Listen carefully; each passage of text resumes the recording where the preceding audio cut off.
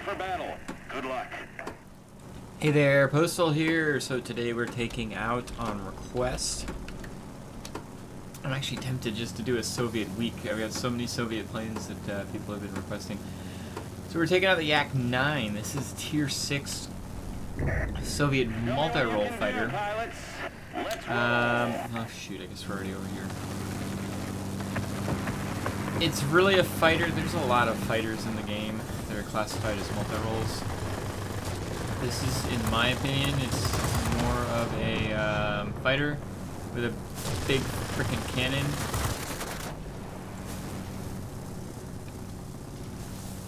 And it's just getting that cannon to hit, right? I think, and this goes for any of the planes that have big cannons that fire like this, it really comes down to just playing the plane as much as possible. Although this is my first game of the day. You know, I just played the BF-110C6 the other day. I feel like I was playing something else that was kind of snipery last night. But if you play this plane like just every once in a while, you're not going to do well in it. And this again goes for any of the sniper type planes. The reason being is because you have to kind of mentally sync up with that damage dealer. Like, how far out does it shoot? How much lead do I need to give? A lot right now. Oh, straight line, going to straight line for me. Also, you need to be aware, especially in the Yak, that you don't want to, even though I was, you know, just going for the same plane there, you don't necessarily want to continue after the same plane for a minute on end. In a Yak, you've got the possibility of somebody coming at you and taking you out. You don't have speed in this plane. You don't have altitude performance. All you have is reasonable maneuverability. It's on the high end for sure for multi-roles, but it's not light fighter kind of maneuverability. And you've got this big cannon, so utilize that to the best.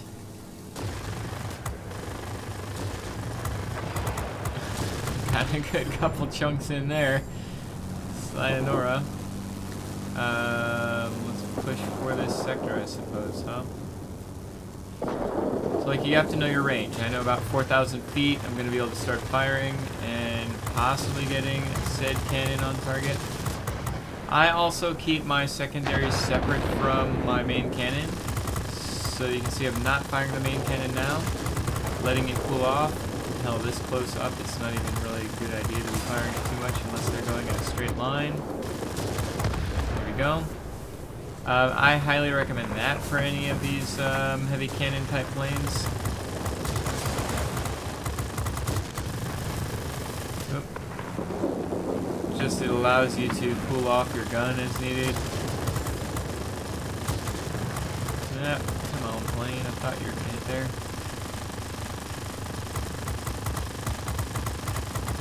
Hit my air brakes. Just chilling out behind this dude. Just hanging out.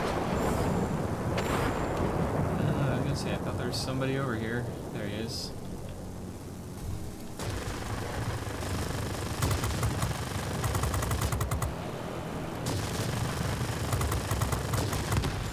Now, I also keep a pneumatic control assist on here.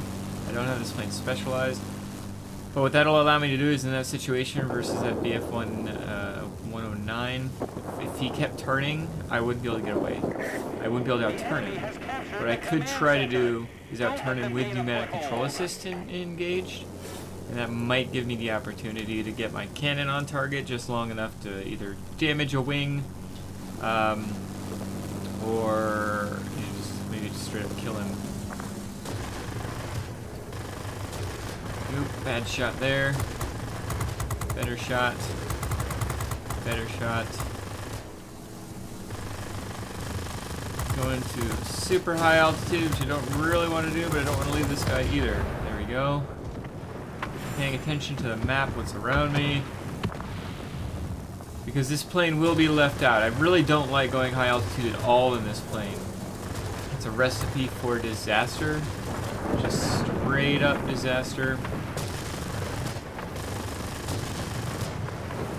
Because you lose your one advantage, which is your maneuverability. So let's get back down. Got a good chunk in on him. I'm gonna hit F7 because I get the feeling he's coming back at me. Go. Oh, yes, excellent. Boop. Nope, maybe if I make the boop sound again. There you go. The enemy has gathered forces to attack the command center. Got a boop.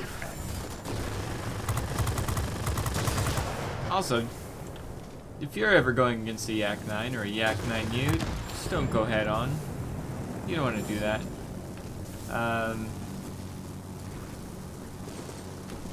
You're playing with RNG at that point. Yeah, you might survive because the 30 millimeter cannon. Holy crap! Because this 45 millimeter cannon might miss, but you're you're playing with RNG. Do you trust RNG to leave you alone? If you do, then I don't know what game you're playing. And if you can consistently go head on versus a Yak-9 or a Yak-9U, even to a lesser extent the Yak-7s, then yeah, you've been blessed by RNGesus. Congratulations. Be advised, a line of thunderstorms is approaching. One thing this plane is actually quite good at is taking out GAs, just because, as you can imagine, this big cannon does some big work. GAs aren't going anywhere. Keep it up. Victory is almost ours. So it's nice. So make sure you're aiming further out. Remember, guys. So my mantra with 30 millimeter cannons and anything larger than 30 millimeters is, when in doubt, aim further out. And this is a prime example. I should be aiming further out.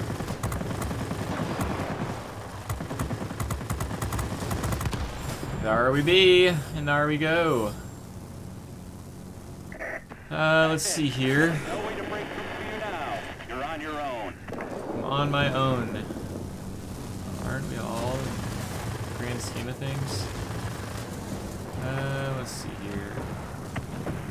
What's funny about this plane is you can actually be impactful, no pun intended, versus bombers. But it's just because of the range of the gun. It's not because you go up high, right?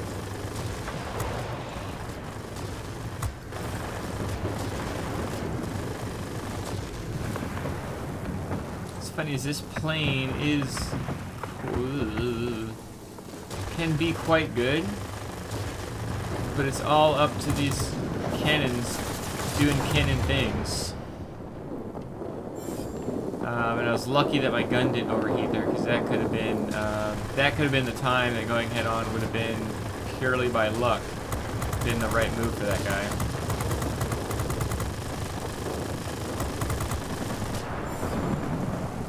Dang it, cannon. Oh, I set him on fire. Nice. Excellent. Well, good thing I played the C6 the other day, because it's got me synced up with this cannon pretty darn well. Although I personally prefer going in something like the Yak over something like the C6. I like that maneuverability. I like being able to get your guns on target. And that's what you really want to do in the Yak-9. Get your gun on target.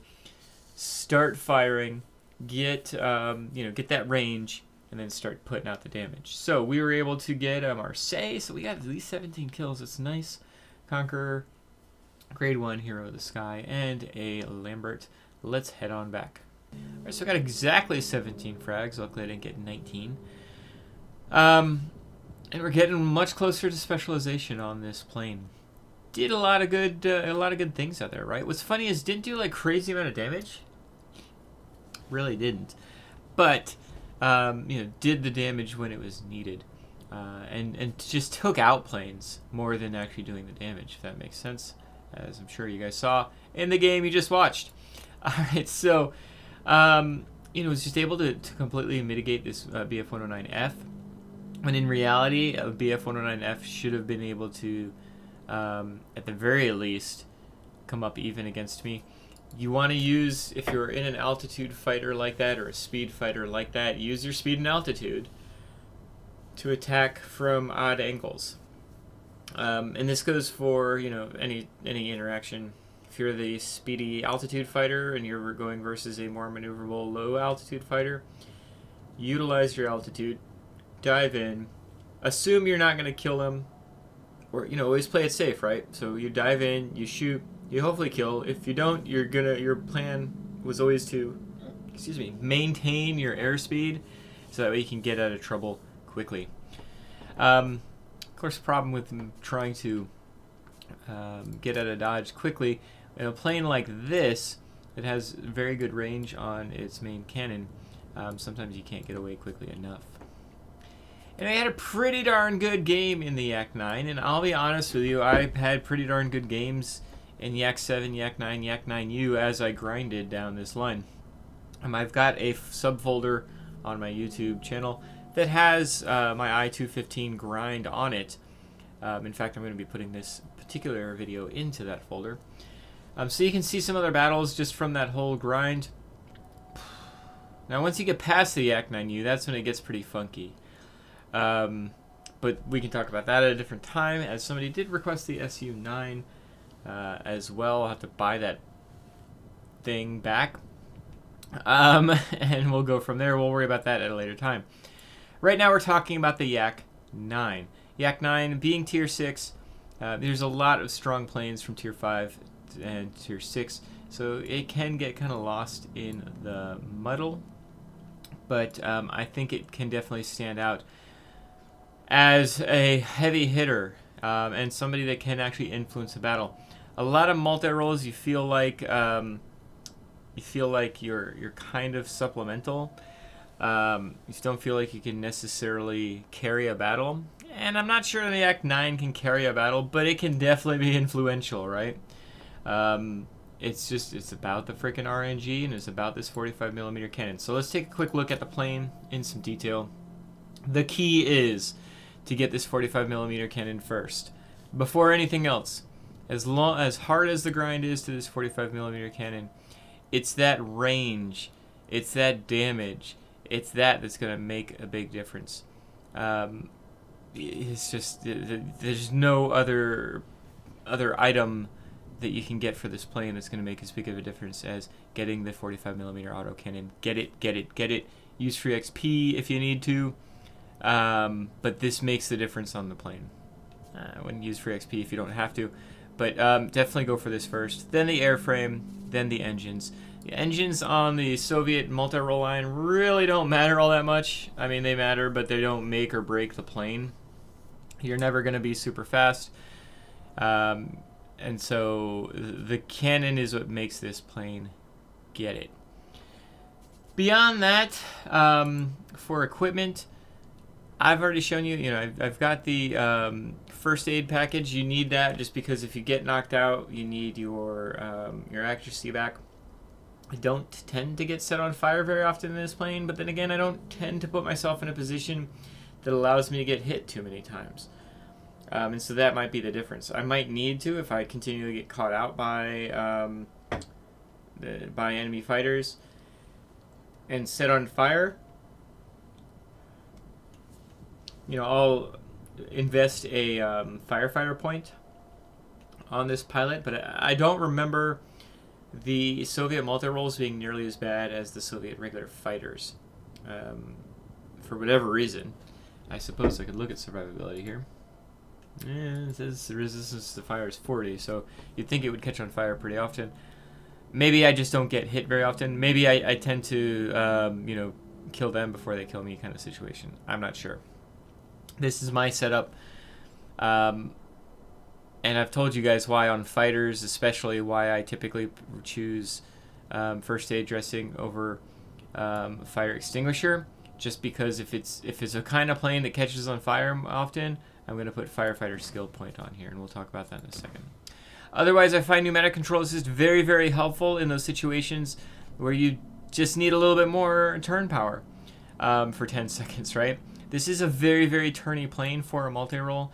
It can definitely catch out some of the less maneuverable fighters if they're not paying attention, for sure. But there's going to be situations where you just need just a little bit more oomph, and pneumatic control assist has come in handy for me so many times versus planes that are just barely more maneuverable than me. Now, if you're going up against a Zero and you're trying to out dogfight them, well, then you're just asking to get killed. Same with the Yak, if you're going like versus a Yak-9M, hell, even a Spitfire, you're asking to get killed. If you're purposefully getting yourself into dogfights in this plane, that is not how this plane should be played. You saw the couple times when I was turning how this cannon just kind of seems like it's hitting, but it's not. Clearly, the damage isn't being done. And so in tight turn battles, this plane becomes really ineffective. You want your attacks to be long range. You want to be able to get a few shots before they even have the opportunity to attack back, even if they notice you. The range on this gun will allow you to get at least 2, maybe 3 shots before they even get the opportunity to get 1 shot in. So you want to take advantage of the range and the distance over any kind of dogfighting maneuverability, but this will get you out of a pickle if need be. Universal ammo I typically use on all my planes, just because if I can get some sort of buff without using gold, I'll do that. That's why I use paint on NA server on all my planes.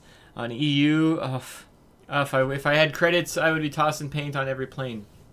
Reason being is because either you're getting a speed buff or you're getting a concealment / AA defense buff. It's all very helpful when you're trying to win more battles.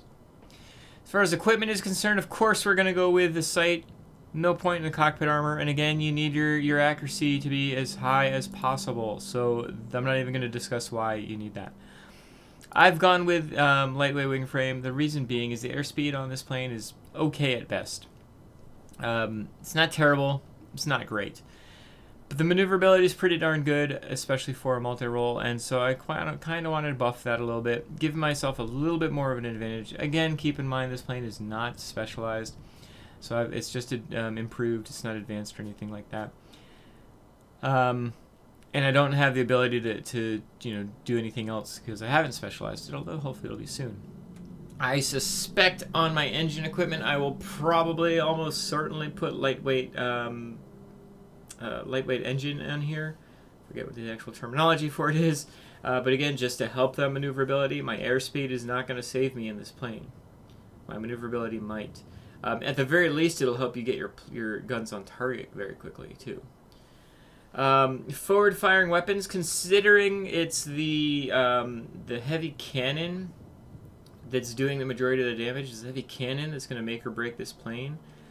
I don't know what's available at Tier 6, and so I'll have to look and see what equipment's available right here, and take advantage of that and offer some insight to that once I know. So I probably wouldn't go with gas-operated action on this, just because I don't... on really slow-firing cannons, autocannons like this 45mm, I don't find that as impactful or as helpful. It tends to help... I've noticed more on the machine guns or fast-firing 20mm cannons. Those tend to be better impacted. Something like this that's firing like once every second, basically. Here, let me check the actual time frame of this. Once every other second, actually, so 2 seconds. So think about it this way. If I get a 10% buff on my rate of fire, instead of 30 rounds per minute, I'm getting 33 rounds per minute. Is that really making a huge difference? Are you even going to notice that when you're firing? It's going to be like instead of 2 seconds firing time, it's going to be like 1.9, right? Whoopity freaking do. For me, but again, this is me. For me, I'd put on, if it's even available, like reinforced bolt carriers. That would be my go-to for this particular slot. If that's not available, then I'm going to use the long gun barrels to give myself even more range. The optimal distance is about 1,000 meters. A little bit more than that, 3,400 feet for the cannon. If I can get that out even further, well, yay, we'll see. And last but not least, the pilot. First thing you want to do for the pilot is Marksman 1. Second thing you want to do for this pilot is probably going to be Marksman 2, to be honest. You want to push for that next 3 points to get Marksman 2. Again, it's all about the accuracy. If this gun is not doing it for you, then this is the wrong plane, or you're playing the plane wrong. It's all about the cannon on this plane. Cannon and maneuverability is going to get that cannon on target. If you're not focused your entire effort on this 45mm cannon doing more damage, this 45mm cannon being more effective, then you're going to struggle with this plane, and you're going to not like it. And you're really going to freaking hate the Su-9 and the I-211 and the I-215 and a lot of other planes in the game that solely rely on a huge cannon and have kind of supplemental power on the sides. This is kind of one of the more extreme. Like, you have literally just two cannons. One huge friggin' 45mm cannon and one measly 50mm machine gun. At least on the Yak-9U, you get some additional supplemental guns. But again, it's about this right here. It's about your hub, and it's about making that more effective for your playstyle. So I hope this game was enjoyable. I hope the discussion of how to set the plane up and my mentality on how to play the plane was helpful. And yeah, so what are your thoughts? Is this how you happen to play your Yak-9? Do you have success in a different manner? I'd love to hear it down in the comments below. And if anybody has any additional requests that they want from me, feel free to submit that on my Discord, which is available down in the description below. Or feel free to comment as well. I'll try to catch up with it there. Thank you so much for joining me. I hope you all have a great day. Bye.